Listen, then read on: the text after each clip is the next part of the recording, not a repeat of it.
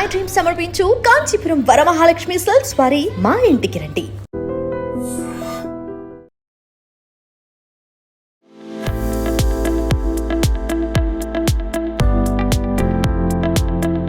ప్రీతి నిగమ్ గారు అంటే 3 డికేడ్స్ ఆవిడ స్మాల్ స్క్రీన్ లో ఒక వెలుగు వెలిగారు.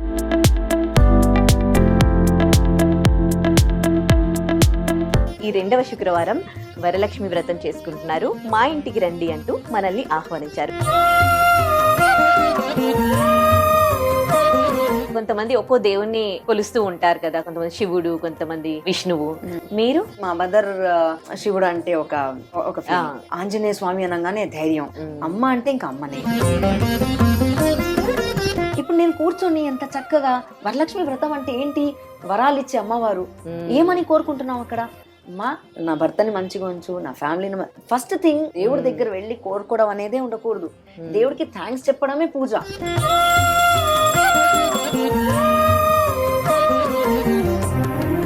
బయట నుంచి చూసే వాళ్ళు ఏమనుకుంటారంటే, అరే హ్యాపీగా చాలా ఆపర్చునిటీస్ వస్తున్నాయి, చాలా నటించారు, సంపాదించుకున్నారు. సింగిల్ సెంటెన్స్ ఏముంటుంది తెలుసా? దూరపు కొండలు నునుపు. కాంచీపురం వరమహాలక్ష్మి వారు మీకు ఒక బ్యూటిఫుల్ పట్టు శారీ పంపించారు. Thank you so much for this beautiful sari.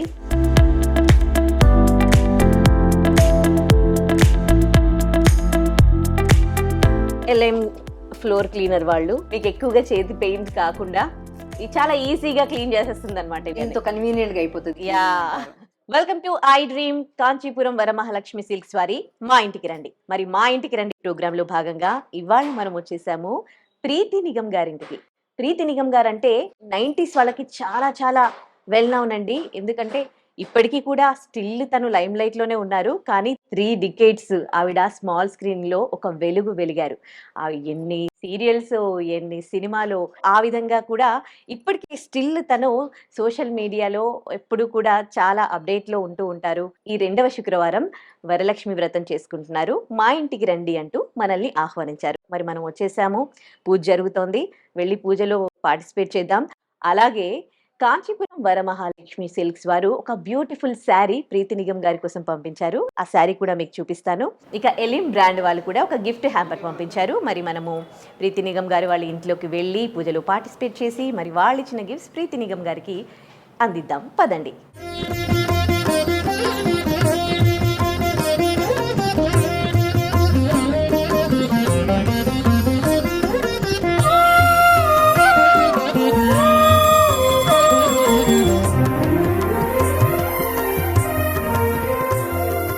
Happy Varalakshmi వ్రతం. థ్యాంక్ యూ అండి. వరలక్ష్మి వ్రతం ఐడి వ్యూవర్స్ అందరికీ కూడా, మీరందరూ కూడా అమ్మవారి పూజ చక్కగా చేసుకొని అమ్మవారి ఆశీస్సులు మీ అందరి మీద ఉండాలి అని కోరుకుంటున్నాను. Thank you so much. చాలా చక్కగా చేసుకున్నారు. ఈ విధంగా అమ్మవారి దర్శనాలు చాలా చోట చేసుకుంటున్నారు అనుకుంటాను.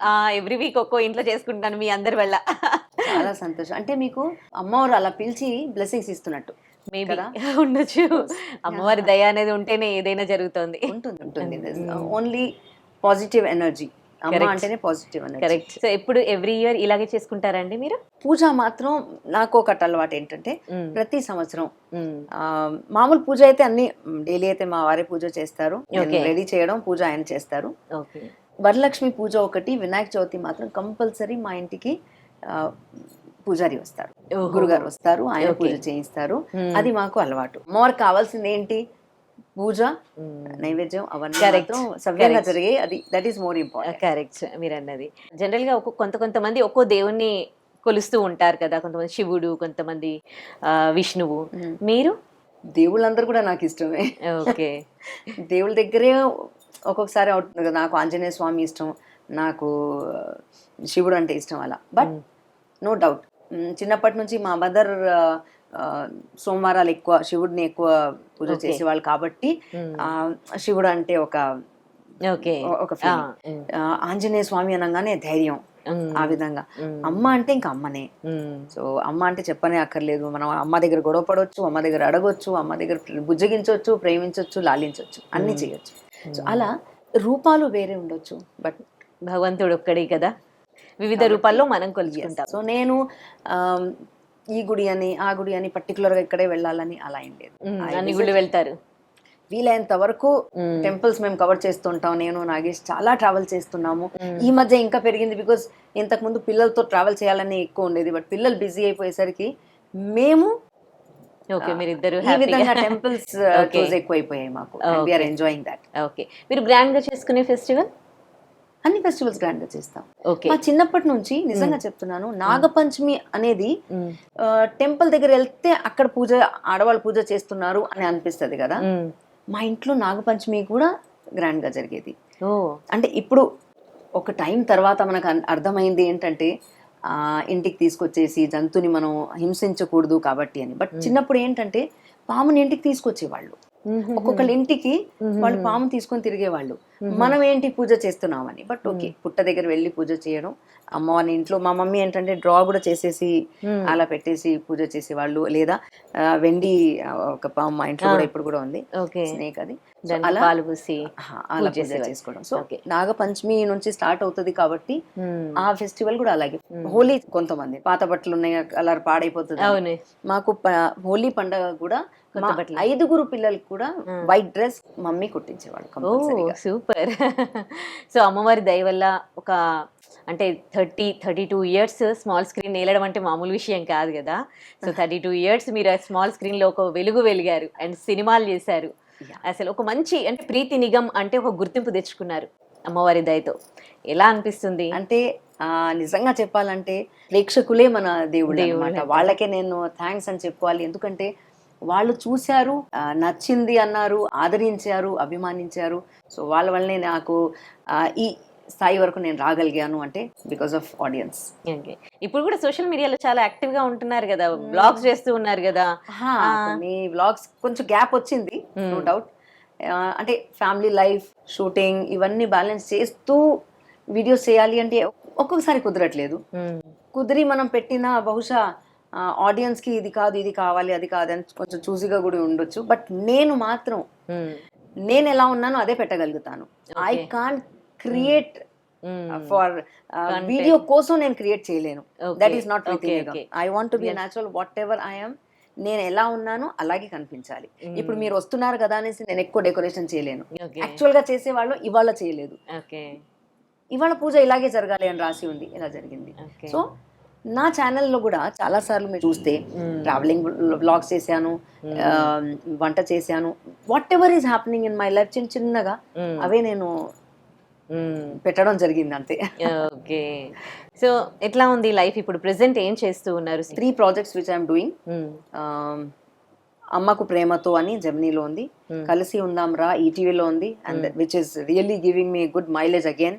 కలిసి ఉందాం రా జనాలు బాగా తిట్టుకుంటున్నారు, నన్ను కాదు ఆ క్యారెక్టర్, నెగటివ్ క్యారెక్టర్ చేస్తూ ఉంటారు కదా. సో క్యారెక్టర్ ని తిట్టుకుంటున్నారు. తిట్టుకోవడం అంటే అది ఎంత మీరు కనిపించాం అక్కడ, ఎంత పర్ఫామ్ చేస్తే వాళ్ళకి అబ్బా ఈవిడ వచ్చింది, ఈవిడ ఇంకా ఇలా చేస్తే అలా చేస్తానని తిడతారు. సో ఆ క్యారెక్టర్ ని తిడుతున్నారు. అదే సో పర్ఫార్మెన్స్ వాళ్ళకి నచ్చింది ఒక విధంగా. So I always take it as a blessings, appreciation లాగా తీసుకుంటాను. పాపే మా జీవన్ జ్యోతి ఆల్మోస్ట్ 3.5 years నుంచి జెమినీలో మా టీవీలో వస్తూనే ఉంది. ఓకే, సో మీరు బయటకు వెళ్ళినప్పుడు ఏం అడుగుతూ ఉంటారు మీ గురించి, మీరు చేసిన సీరియల్స్, సినిమాల గురించి?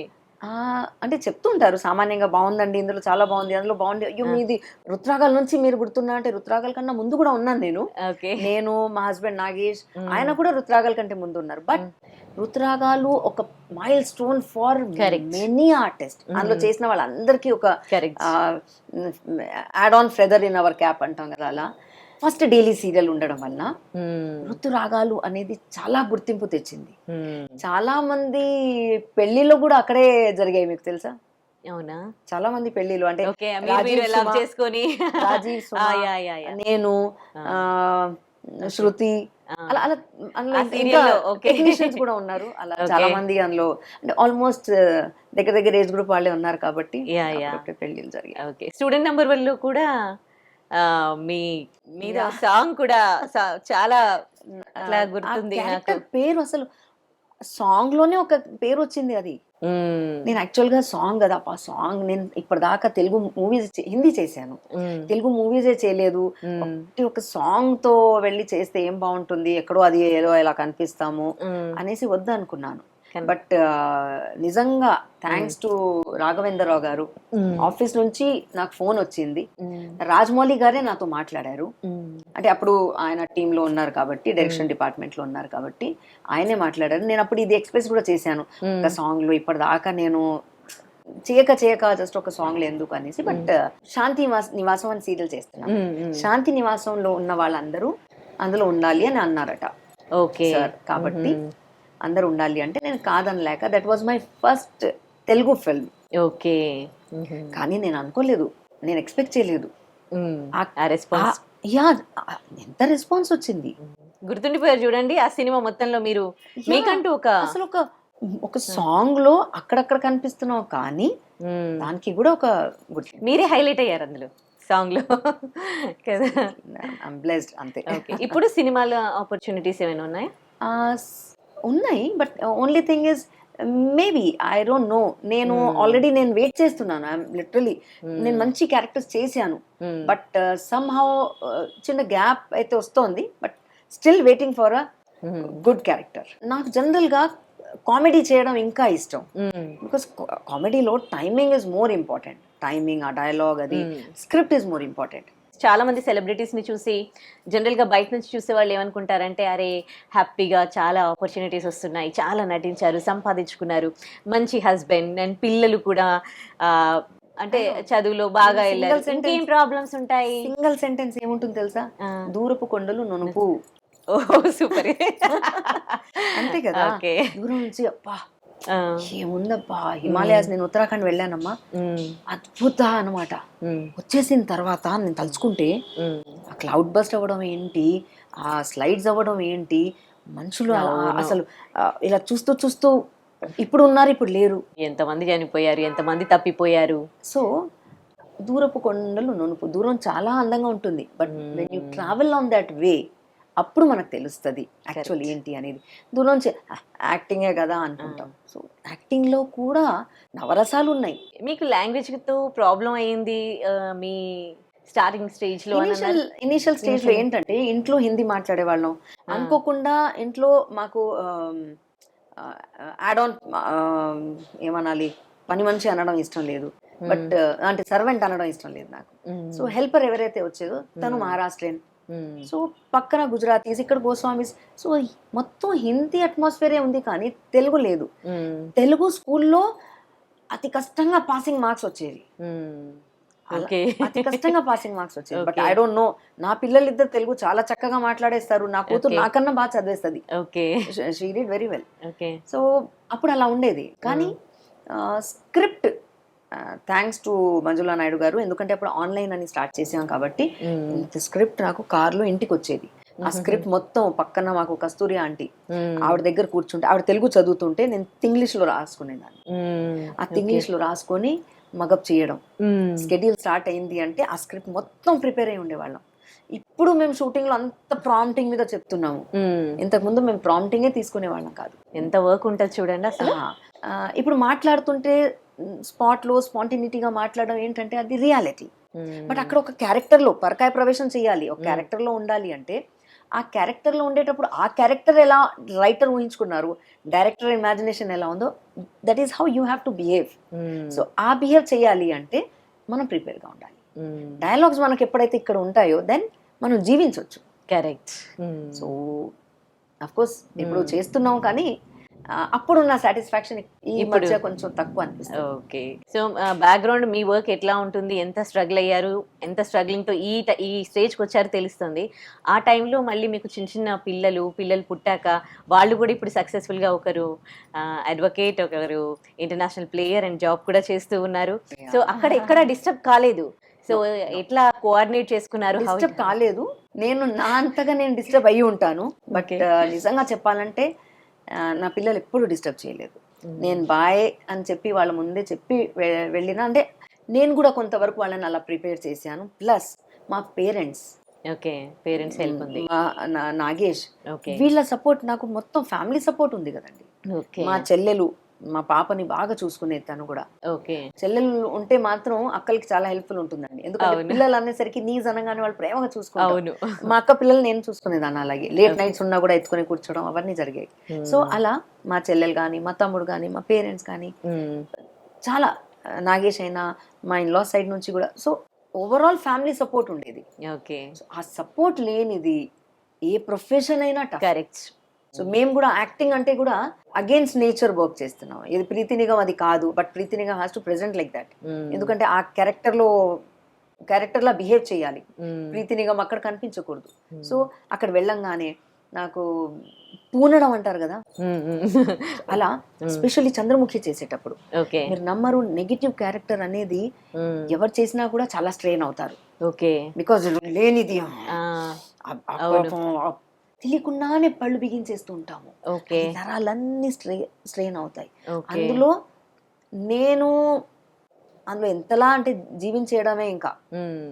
సో చాలా స్ట్రెయిన్ అవుతాను. చాలా కట్ యాక్షన్ అనగానే ఇట్స్ లైక్ పూనడం అని చెప్పేసి కట్ అనగానే అమ్మా అయ్యో ఆ స్టేజ్కి వచ్చేస్తాం ఒక్కొక్కసారి. ఓకే. ఇప్పుడంటే పేర్లు మార్చుకోవట్లేదు, మీరు ప్రీతి నిగం అని అలాగే పెట్టుకున్నారు, వెనకాల కర్ర అని పెట్టుకోలేదు. వై?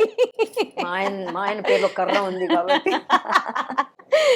కానీ దట్స్ అ వండర్ఫుల్ క్వశ్చన్ అమ్మా. చాలా సార్లు ఇంటర్వ్యూలో కూడా అంటే రొటీన్ గా వెళ్ళి మాట్లాడుతుంటాం, కానీ ఈ మధ్య మీరు చూస్తుంటే చాలా మంది, నేను యంగ్స్టర్స్ కి స్పెషల్లీ చెప్తాను, డిఫరెన్స్ ఆఫ్ ఒపీనియన్ అనేది ప్రతి ఒక్కళ్ళకి వస్తుంది.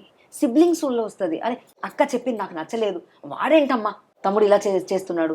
ఈ గొడవలు ప్రతి ఇంట్లో ఉంటాయి. అక్క చెల్లెలు, తమ్ముళ్ళు, అక్క, అన్న అందరిలో ఉంటాయి. కానీ పెళ్ళిళ్ళు అయ్యే వరకు మీరు ఎంత గొడవ పడేసి బయటికి వెళ్ళినా మళ్ళీ ఆ పక్షుల్లాగా అదే గూట్లోకి వస్తాం. అక్కడ వచ్చేసి మనం అమ్మతో కోపం వచ్చినా, మనం నాగేష్ నాకు చాలాసార్లు చెప్తుంటారు, అరే అమ్మతో కోపం వస్తే ఎవరు అమ్మకి డైవోర్స్ ఇవ్వరు, ఇక్కడ డివోర్స్ అని వర్డ్ అని వాడరు. ఆ డివోర్స్ అనే వర్డ్ ఏదైతే ఉందో చాలా చాలా పెయిన్ఫుల్ సబ్జెక్ట్ అయిపోయింది తెలుసా ఈ మధ్య యంగ్స్టర్స్ లో.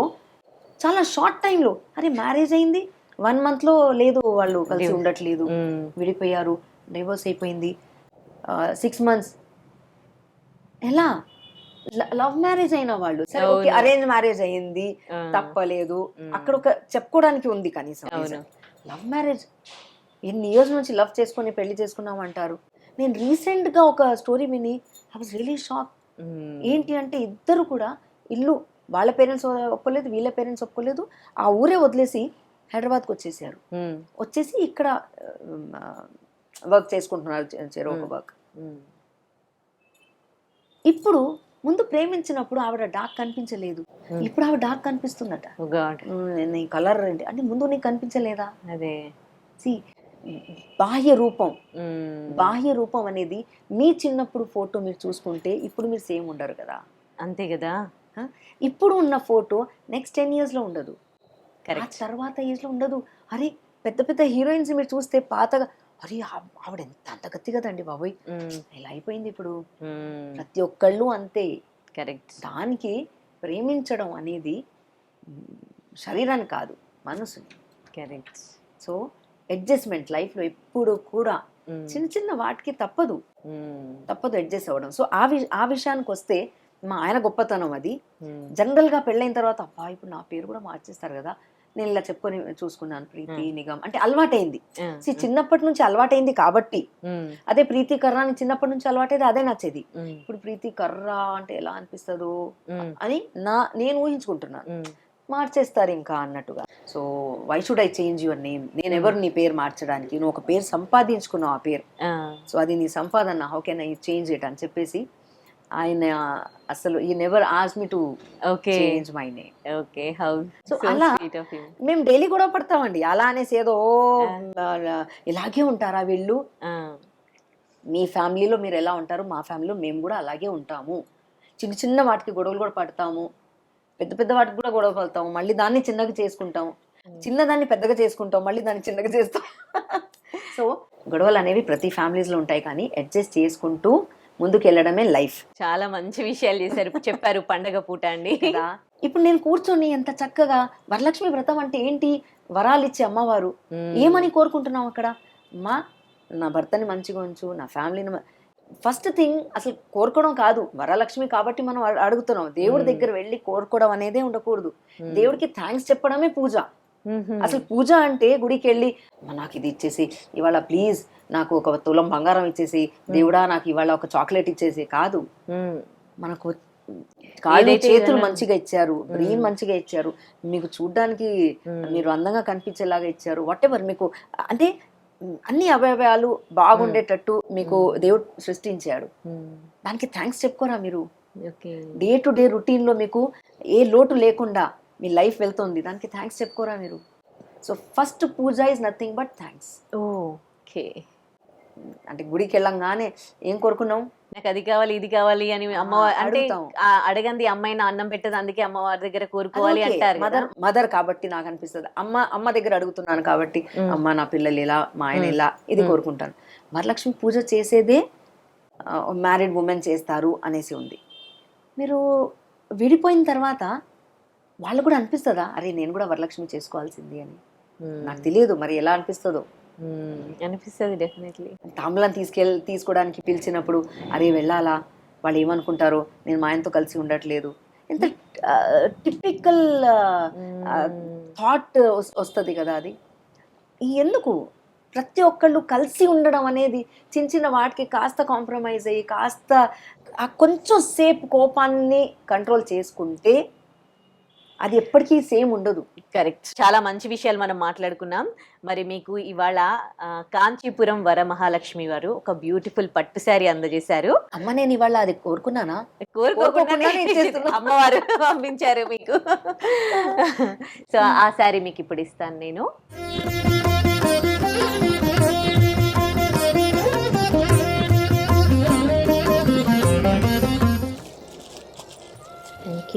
God bless you. Thank you so much. నేనే వచ్చిన వాళ్ళు కాబట్టి నేను చేస్తాను. Thank you. కాంచీపురం వరమహాలక్ష్మి వారు మీకు ఒక బ్యూటిఫుల్ పట్టు శారీ పంపించారు. Thank you so much for this beautiful sari. ఎందుకంటే నా దగ్గర ఈ కలర్ శారీ లేదు. Okay, nice. Nice combination. Next పూజకి ఇదే శారీ కట్టుకోవాలి మీరు. 1 year దాకా నేను వెయిట్ చేయాలి ఈ చీర కట్టుకోవడానికి. ఆడవాళ్ళు ఆగగలుగుతారా ఇలా? ఇప్పుడు వెంటనే బ్లౌజ్ ఎప్పుడు స్టిచ్ అవుతుందో అవ్వకపోయినా కూడా నెక్స్ట్ డేనే రాఖీ కూడా ఉంది, కట్టేస్తే రాఖీ కట్టేసుకోండి, వాళ్ళు full happy. Thank you so much. Varamahalakshmi వాళ్ళకి ఒక మంచి సారీ. వరలక్ష్మి రోజు ఈ పూజ చేసుకున్న తర్వాత చక్కగా మా ఇంటికి ఇంకో మహాలక్ష్మిని పంపించి ఆవిడ చేత నాకు ఈ సారీ ఇవ్వడం చాలా హ్యాపీగా ఉంది. Thank you so much. Thank you. ఇంకొక గిఫ్ట్ కూడా ఉంది మీకు. ఏంటో అమ్మ, నేను అడగకుండా నేను ఫ్లోర్ క్లీనర్. మీరు అన్నారు కదా అమ్మవారిని ఏం కోరుకోవద్దు, అమ్మవారు ఇస్తుంది అన్ని. జస్ట్ థ్యాంక్స్ చెప్తూ ఉన్నారు కదా, చెప్పాలి. ఓకే. ఎల్ఎం ఫ్లోర్ క్లీనర్ వాళ్ళు మళ్ళీ నెక్స్ట్ ఫెస్టివల్ కి మీరంతా కూడా ఇల్లు ఎక్కువగా కష్టపడకుండా క్లీన్ చేసుకోవడానికి కడుక్కో, తుడుచుకో, క్లీనింగ్ పనిలోనే ఉండమని చెప్పి ఇస్తున్నారు వీళ్ళు. ఇది మీకు ఎక్కువగా చేతి పెయింట్ కాకుండా చాలా ఈజీగా క్లీన్ చేసేస్తుంది అనమాట. ఎంతో కన్వీనియంట్ గా అయిపోతుంది. So anyways Elim, thank you so much for this gift వచ్చారు. Thank you.